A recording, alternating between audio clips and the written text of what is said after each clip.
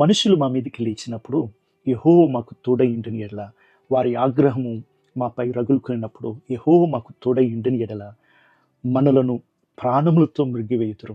124 కీర్తనలో 1-3 వచనాల్లో ఈ యొక్క యాత్ర కీర్తన చెప్తుంది. ఈ యొక్క యాత్రలో వారు యెరూషలేము వైపు వెళ్తూ వారు పాడుతున్న పాట ఏంటంటే, ప్రభా మేము బానిస నుంచి ఈరోజు ఒక రాజ్యముగాను నీ యొక్క సన్నిధితో మేము జీవిస్తున్నామంటే కేవలం నీ తోడు వల్లనే మేము ఇంతవరకు వచ్చాము అని స్తుతిస్తూ గొప్ప శబ్దాలతో వారి మందిరానికి వెళ్తున్న యాత్ర కీర్తన అయింది. వారు ఏమంటున్నారంటే, నువ్వు మాకు తోడుగా ఉన్నావు కాబట్టే మేము సజీవులుగా ఉన్నాము.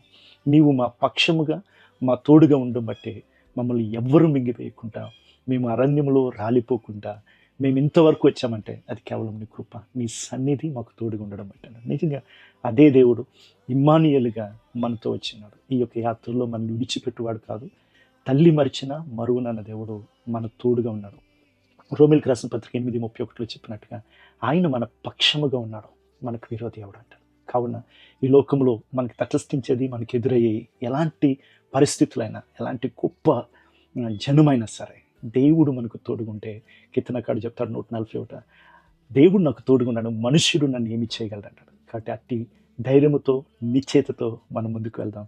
దేవుడు మనకు తోడుగా ఉన్నాడు, మన పక్షముగా ఉన్నాడు, మనకు వ్యతిరేకంగా లేడు. ఆమేన్.